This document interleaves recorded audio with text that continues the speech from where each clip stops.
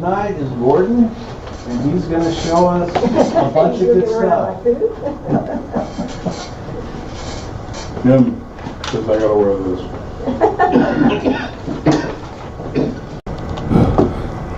Good luck. Tonight we're going to talk about making your own faceplates. How many people have these things? Everybody. I don't know what these, this was about $35. I want to try and save the cost of those. There are times when you do need this, but there are many, many times where you could do one that you can make for 50 cents or less. And that's what we're going to do tonight. These can be used for lots of purposes. They can be used by themselves. What we'll do is thread the inside of this to go on. Well, this is threaded for the larger 1 1/4, but this right here can become a faceplate by itself. You can glue it to whatever you're going to turn. If you want, you can add a piece to it, and you can have it for either a bigger faceplate. You can put sandpaper on there if you want to sand something. There's a lot of things you can do with a piece like this put on a piece of wood. This one's been used for a faceplate 2 or 3 times. It's getting kind of thin. You can go, a lot of you turn bowls, and when you want to reverse it to cut the rest away or to clean up the bottom, sometimes you need something to hold it. And you can take a piece of wood, this is actually 3 glued together, thread it, and it becomes a jam chuck inside that bowl. Put a little piece of foam or something on it, or leather works better. I didn't have any tonight. And that'll hold the bowl, and you can come in from the other end using the live center. If you do vacuum turning, you can make your own vacuum chucks. This is nothing more, again, than this, plus a piece of wood, some PVC, and some craft foam to make the seal. And that makes a great vacuum chuck. Yeah, I could be passing some of these around.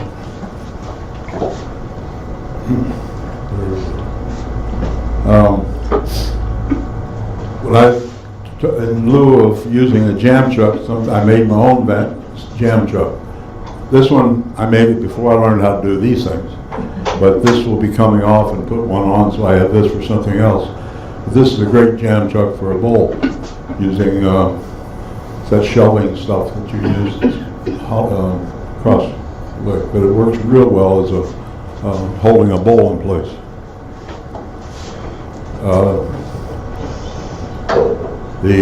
Our gouges, particularly gouges, you need to sharpen them, but it's nice to be able to hone them as well.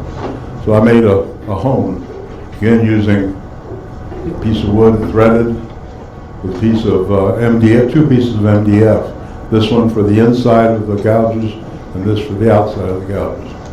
And it works real well. What do you dress it with? What? What did you put on it to kind of turn black? Do you have a dressing? That's actually came off of the lathe, off the gouge. Oh. I have a dressing that's it's a rouge that is used for polishing, and it works real well. And I put that on both surfaces.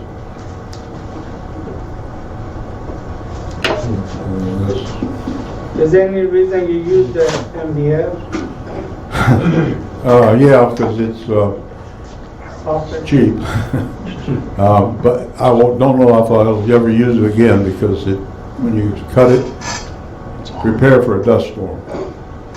MDF is made out of cardboard, and it powders up into a real fine powder when you cut it, and it's not a lot of fun to clean up. I get my hands on a lot of 1/4-inch Baltic first cabinet. I was wondering if I can make it out of that, or it's too tough. Some people can make it out of plywood. I just picked MDF. I read about it somewhere. Anyway, tonight, well, here's a heavy jam chuck. You want to run that around.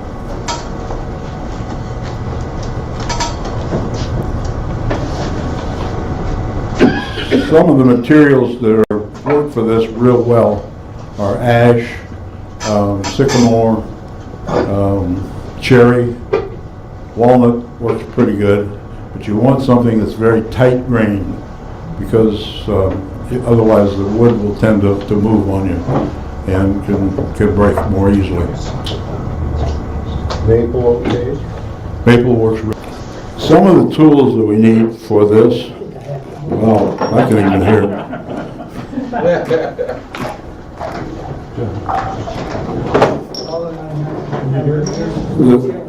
Some of the tools that we need, and the primary tool is something we showed a minute ago, is a tap for either 1 inch or 1 1/4. And these work, and we'll show you how they work tonight, but these are 2 of the tools. 2 other tools you'll need are Forstner bits. One is a 7/8. It needs to be 7/8 for the 1 inch, and then 1 1/8 for the 1 1/4 tap.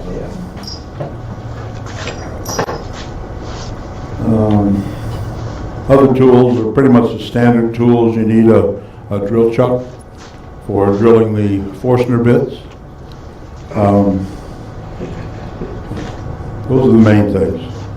Of course, a chuck, you need a chuck that has a block in it to make this this piece. What I normally do is start out with 3x3. I used ash in this case, but 3x3 works real well for the smaller ones. Sometimes you need to go bigger. I've made some out of the 4x4, but they work well, either one of them. This one is what I do. I take a spindle of 3x3, cut it in chunks that are equal sided all the way around, which would be 3x3x3. You want to maintain, when you cut these things, after you cut these, you're going to cut them into a half a block. You want to maintain where every time you thread them, you're threading into the face grain. Reason being is 2 things. If you thread into the end grain, it doesn't thread as well and loses a lot of strength. Also, the face grain, when it's on a block, the face grain is, you want the woods, if it's end grain, it has a tendency to, specifically if it's a looser grained wood, it might have some give to it, and you don't want that. So this is a 3x3 cut, and then the face grain is here, so I cut down parallel to the face grain on whichever side you will go.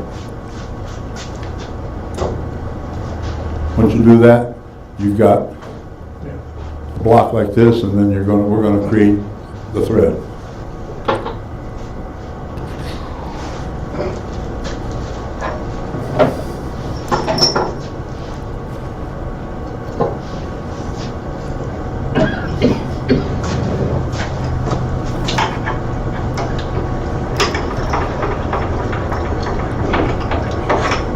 Start out using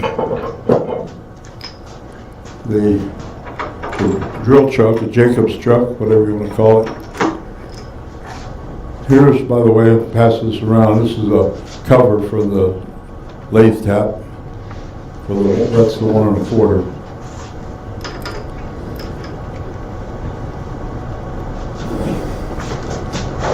Before we go too far with this, the measurement for drilling these is best determined by all lathes, or all the modern lathes, or the most common lathes, have a threaded spindle, and they have a spacer for the lock screw if you're using one. Then it has a little ledge on there. We want the hole to be enough to go. Is this one on? Yeah. Yes. You want it to go to that ledge right there. I don't know if you can see that. Point sideways. Maybe point that. Yeah, up on top. There you go. Yeah, okay. Anyway, you don't want to go all the way up to the main part of this. So that's the depthness. In this particular case, the depth is 1 inch. In the case of some of the bigger lathes, it's near a 1.5 inch.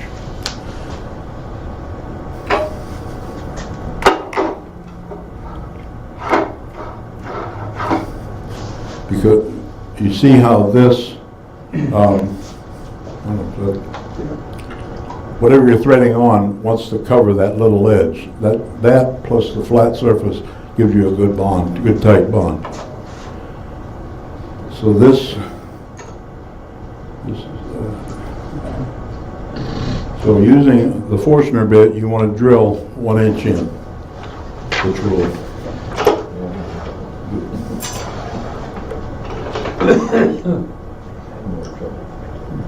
okay.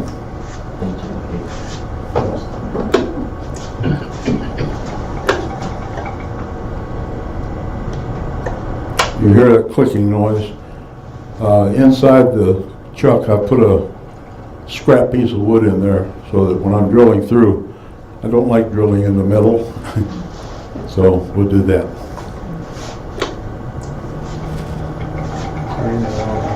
Going backwards.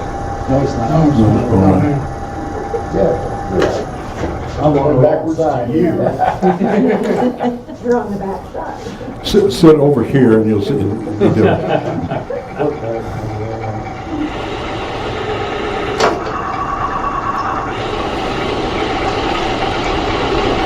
In the case of this,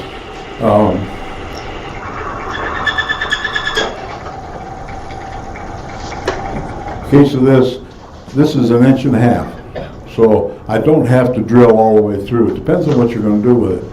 If you're going to make just a plate chuck, a faceplate chuck, you don't have to go all the way through. If you're going to make a vacuum chuck, obviously you want to go all the way through because you want the vacuum to go from here all the way to whatever you're turning.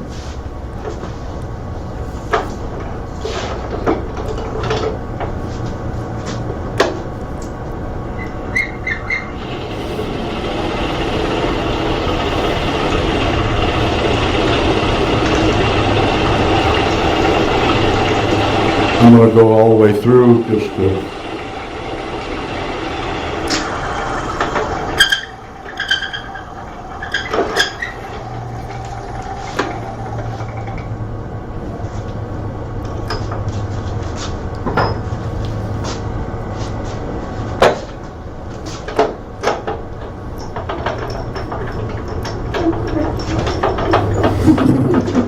I'll be there in a minute.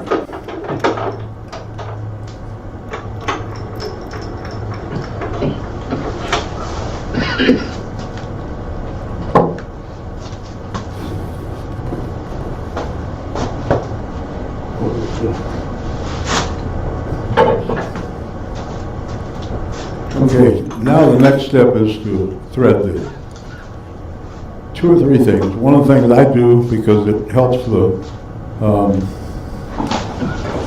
tools go better is I've started using some blade coat, something you use normally on saw blades, but any drilling in wood, any cutting, what this does is provides several things. It provides a lubricant, keeps it cooler, and these don't dull quite as quickly as they normally do.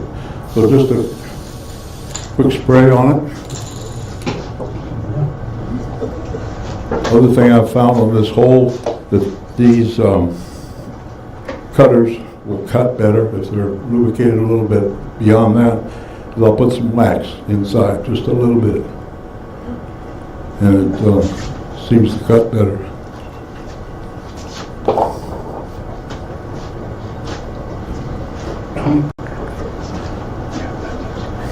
There's several things you can do with this.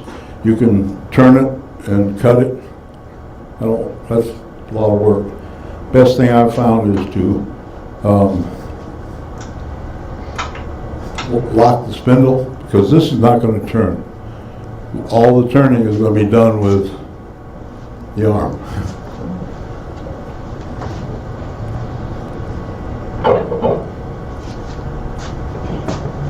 The function of this is to steady, it's not to push the tap through, but to steady the back end of it. I don't know which camera you got going. The back end of it has a dimple, and you want to keep that dimple locked on the point.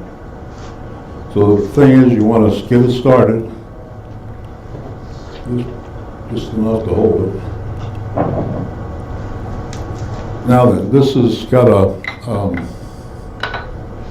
flat-sided for where you can grab it and turn it, where you can use 9/16 inch wrench, you can use vice grips.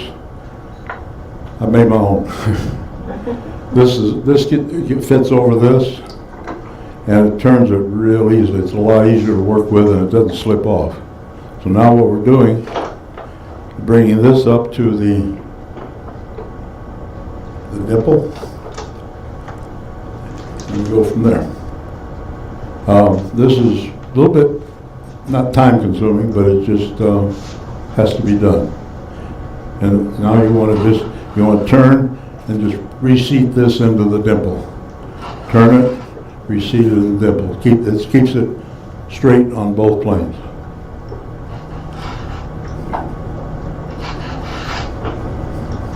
Kind of like walking and chewing gum. This will often kind of back it off to clear some chips out of there.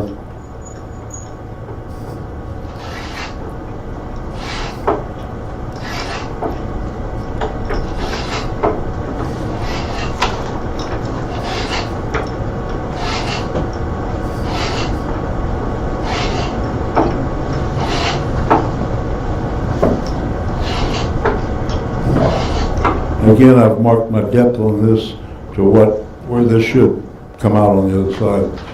This is set for 1.5 inches.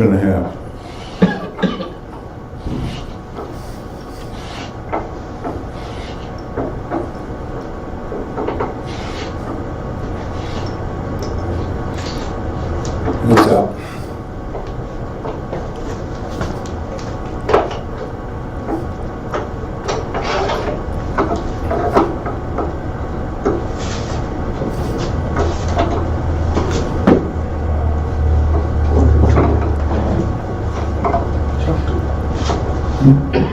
Chuck too. Yeah, I know. You got it. It's coming in. Gordon, what kind of wax you use? It's a combination of this white, like Johnson wax sort of thing. Okay. It's a white one, and mineral oil, half and half.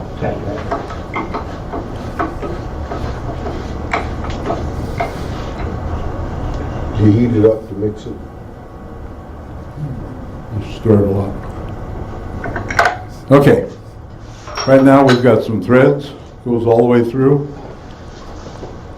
You want those threads to become not wear down very fast, so I use thin CA and kind of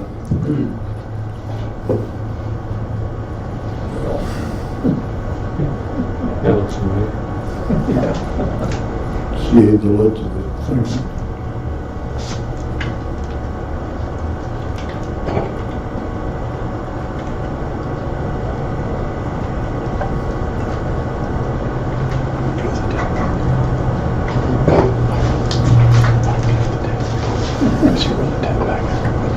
There's a shot of accelerator to help it. Gordon, what kind of lubricant is that? Which lubricant are we talking about? Got a wax lubricant. I've got a thread lubricant, or in this case it's a blade lubricant, but it works as a thread lubricant. And then I just put CA in there.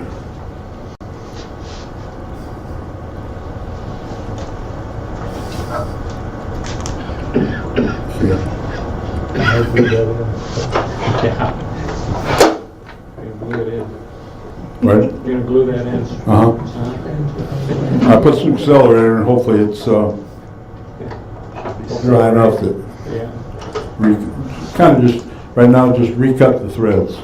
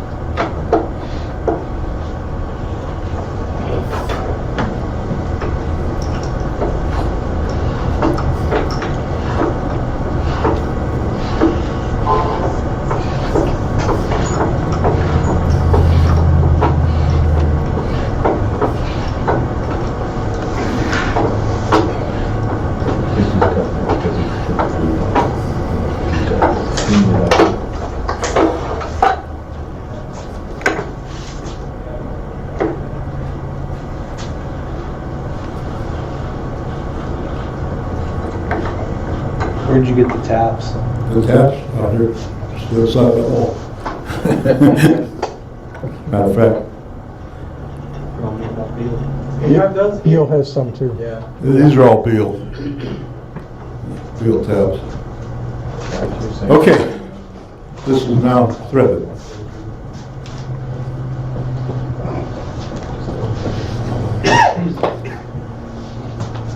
We're done at this point. Now we want to round it. We want to put that relief channel in there, a little bit of recess or whatever. So we can pull it out. And yeah, it did come through.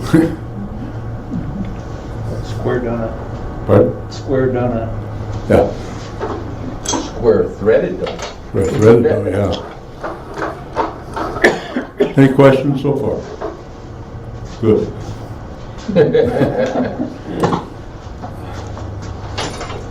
You usually pre-drill those holes? Yeah, got it. Do Two what? holes on the side that you may put a rock to unscrew it. That's a good You do suggestion. that ahead of time or at the end? Keep that thought and we'll get to it. All right, now that we're done with that, we have 2 or 3 things. We want to put that recess in we talked about. We want to make sure that it's true flat, and actually it's ideally on the side that goes to a faceplate. You want it virtually almost flat, but just a slight convex, so that you don't get on there and when you put it on this faceplate, it rocks. We want a little less. So we'll put this on. See, it works.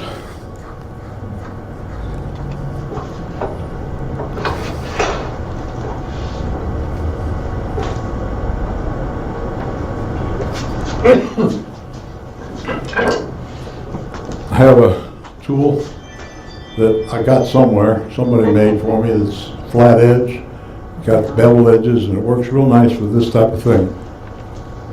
That's the one you gave me. Put it on the lathe. Oh, okay. I don't know if you can see that or not.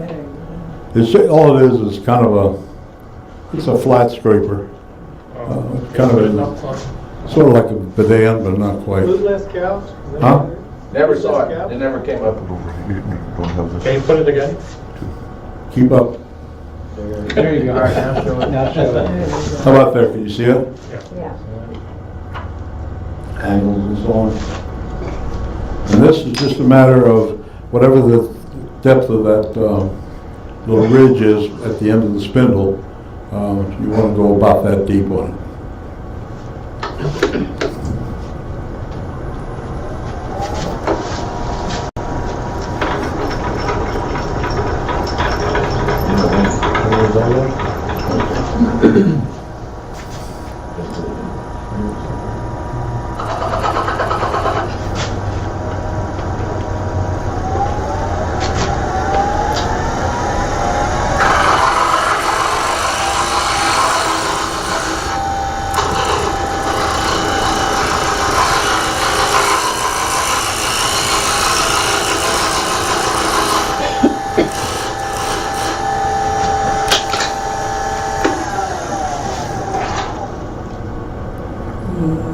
A little deeper.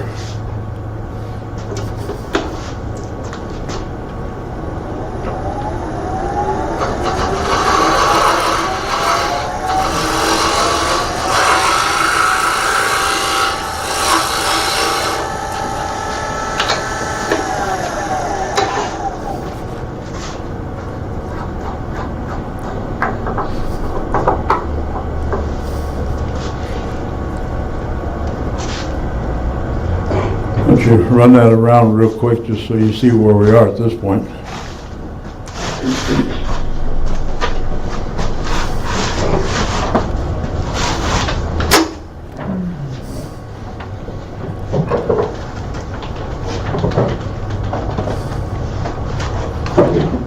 Gordon, you can drill that recess with a forcer if you have one big enough, when you start.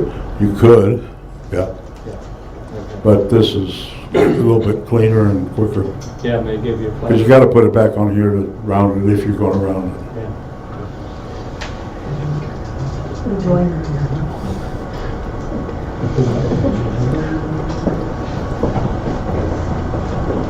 Gordon, on the dressing piece that you made where you had, where you dress on the outside of the gouge and on the inside, Oh, for the honing? yeah, for honing. Do you use any kind of honing material other than that? I have used white diamond. Generally, you need to build up a, they call it a goose grease. I'm not sure why that, but some of you may know. Use a base on that and then put the white diamond on that. Chip, what was the one that you showed me when I came to your shop? You said it's not that good. You want to know what you use when you're showing? When I came to, Honing. for honing, you had something like white color, but you said it's not the diamond rouge or whatever. Yeah, white diamond is Sir? I've gotten a product from Beta Diamond Products that I put on the oak wheels I turned on and I set it up on a low-speed shaft, and I get a mirror finish in seconds. And it's very flat. You have a website address or something we can share? I don't have a computer. My wife does. I don't even carry a cell phone. I understand. What was the name of the company? Beta Diamond Products. I bought it several years ago. I think they're probably still in business. And it comes in little tubes. It's not real expensive. I put it directly on oak wheels. And I turn it at a fairly slow speed, but it polishes an edge very quick. I'll have to look into that. Mirror finish. If I can find it, I'll bring it in. Beta Diamond Products out of California, Sounds right. Anaheim, California. And it comes in a lot of different grits or microns. I can't tell much difference between one and the other. They all seem to. I bought some coarser and finer, and now I can't tell which wheel is which. All right. The only other thing that needs to be done to this, as far as using it, is making it round. If you want to make it round, you don't have to. I just do it because it looks prettier. But round it, and once you've rounded it, now it's ready to mount a faceplate to it. The circle doesn't hurt as bad as corners. Really? Really? Anybody we How know? would you know? Anybody we know? Paul Judkins told me. Paul told me. Exactly. I'm not going to round it because just standing there making shavings that you all know how to do. But I normally round it. You can round it with a spindle gouge, or spindle roughing gouge, excuse me, bowl gouge, spindle gouge, whatever.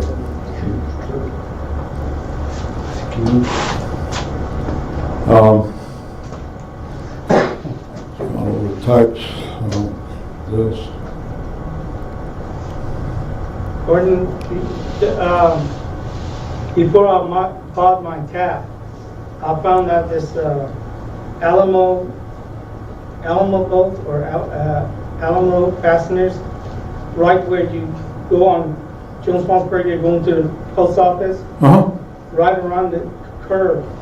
They have the 1¼ and ATPI nuts. Oh, do they? The nuts. So, right, nuts. You said, I thought So about if in the, case someone doesn't want to spend money for that Tap. tap, then those like come 75 cents. they're around $1. That was going to be one of the things I'll explain in a minute. There's another, About a $1.25 or so. But you weld our pen turner group, a couple, 3 months ago, James did a demo on just drilling a hole the size of that nut and basically epoxying it in. There's more to it, obviously, but that's. You turn it just like that, and the recess you make, You make it just about the same now. Well, there's two things you can do there. On that, well, as we're on that, let's talk about it. You can either make it flush in the hole, like you're talking about, or you can leave some hanging out. The advantage of it hanging out is if this thing gets locked on there, you got something to pull on. You got something to loosen it. The other option is to drill holes on here for Tommy bars. Either way works.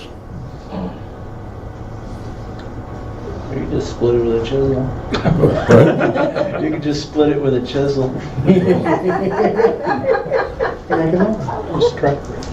I am going to round this just a little bit because there's something else I want to show.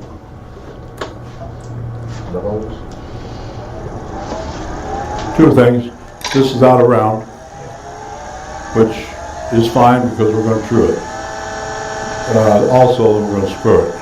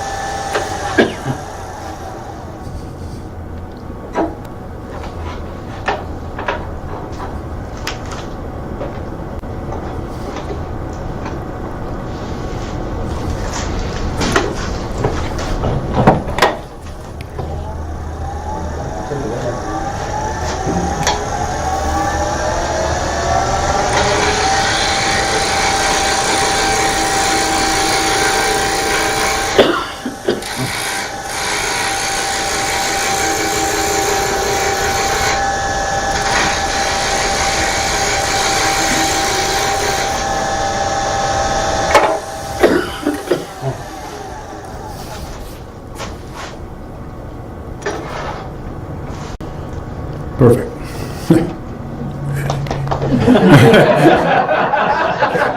Get a close-up again, will you?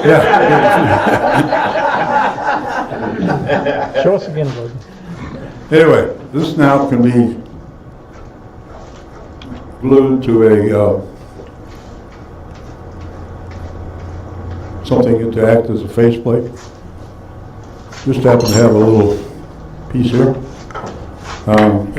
It really doesn't make any difference. You want to be as close to center, obviously, as you can be, because otherwise you're going to have to turn an all-around piece, which this is pretty much now already. Best way I've found to another thing I didn't do, just thought of it.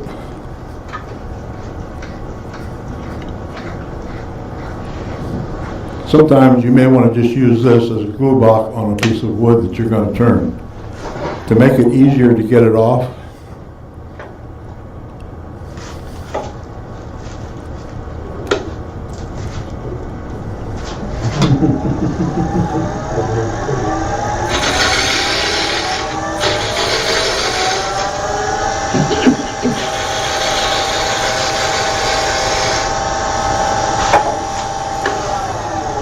is cut a little chamfer on it so that you can get a screwdriver or a putty knife or something in there to pop the wood that you're turning loose, which helps.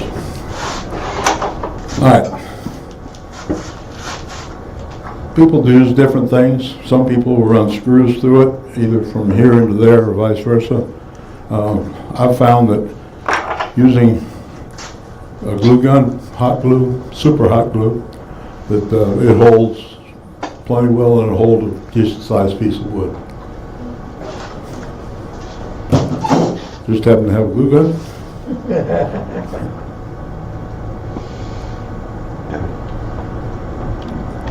Probably any glue gun would work, but the best glue gun I've found that work is a one that's pretty high heat. This one is a 300 watt glue gun.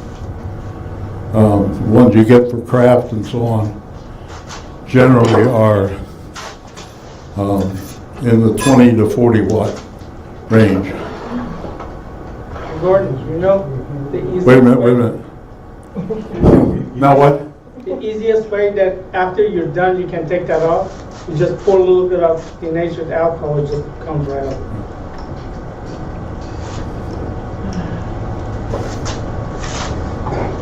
And other than turning this round, which I am not going to do for now,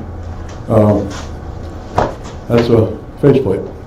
And you don't have to spend $35 for something like this if you're just going to use it once or twice, or you want to make a custom type thing usable for lots of different things we explained early on in the demo. Any questions?